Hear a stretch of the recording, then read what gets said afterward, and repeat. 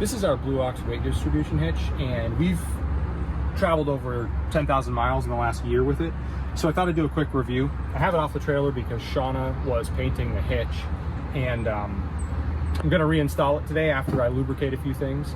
I've had it off for about 2 weeks now while we were waiting for the paint to cure. It's been cold and rainy, so I want to give that plenty of time. We've got a couple spots on the load bars where there's some obvious wear and damage, and it's probable that we need to replace those pieces soon. There's also another couple places on the hitch that show a little bit of wear.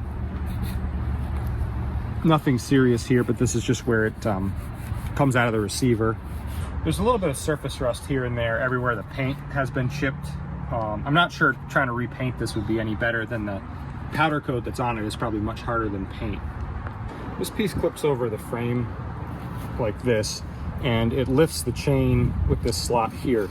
And this pivot behind here, I don't see anywhere that there's any recommendation to lubricate that, so I'm not going to, but it is a moving part. There's two grease fittings where the bars connect. So on the back of here, and I try to make sure these get greased every oil change.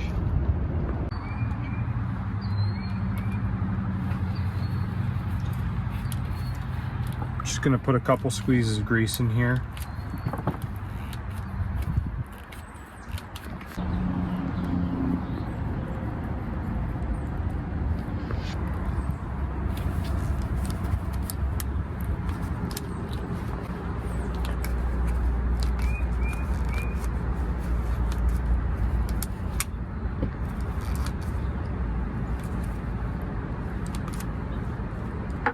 Looks like it's coming out at the top and bottom.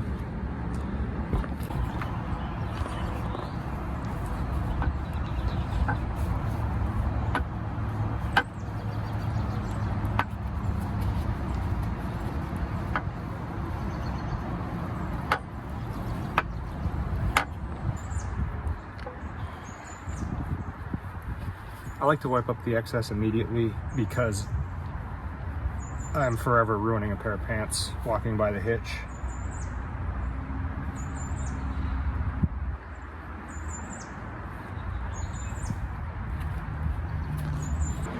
This piece clips over the trailer frame here, and then the chain clips in here, rocks up, and it pulls the bars up. Now, there is a minor amount of wear down in the slot where the chain sits, but I don't think it's a problem. These pieces are universal. It doesn't matter whether it's left or right. Clips over the frame, and there's a measurement that I took, which was 16 inches back to the body when I took it off. So I got to move that forward about 1.5 inches.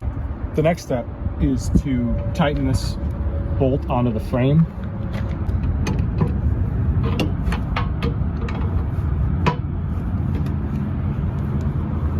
The other trick, because I've actually installed this before, is to match up the mark that this made when I tightened it on before.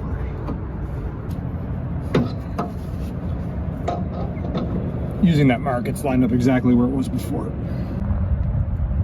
So I'm just measuring to double check. I had 16 inches from here to the body of the trailer when I took it off, and I'm still in the same place. I've already lifted my stabilizers around the trailer. It's always good to be in a habit of doing your hitch up kind of in the same way, in the same routine, and that way nothing gets missed. So I've started, as I always do, with putting up my stabilizer feet.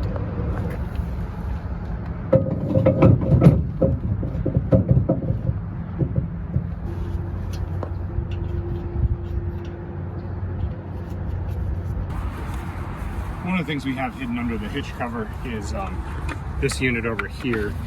It allows us to store the pigtail up and out of the dirt. Almost there.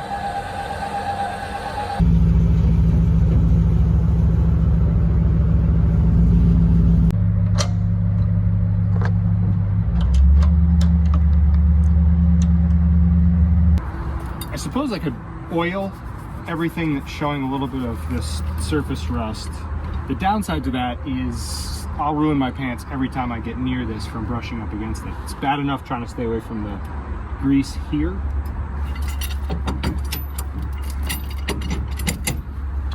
I'll catch myself putting these in upside down every once in a while. Obviously, orientation with the chain loop up is crucial.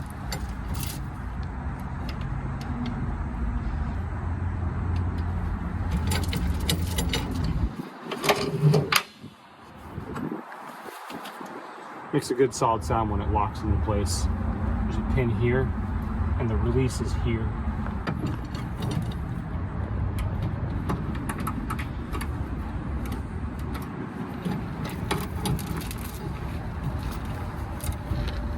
Again, on this side, I've got my marked link.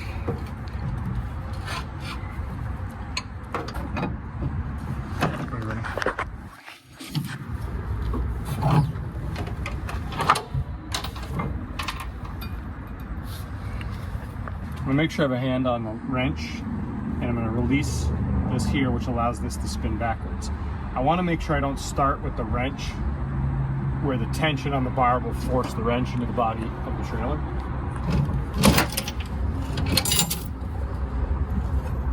One thing I'll say about this is I prefer the wrench fitting on here.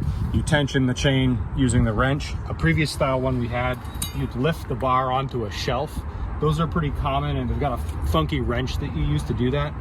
I like this because even if I were to screw up and leave this thing at the campsite, at least I've got a socket wrench and I can grab a socket out and still be able to operate this.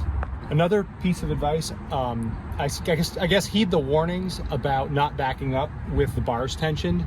Our last one, we backed up Shauna's brother's driveway. It's pretty steep, and through that dip caused the hitch to bend. And we've got this one, which is a little bit heavier duty, but we also know that we have to be very careful backing up. We are now much more cautious about backing up a steep grade. If we've got the load bars tensioned, we'll definitely detension to not have that problem happen again. It was an expensive mistake, but I'm actually much happier with this version of the weight distribution hitch that we have now.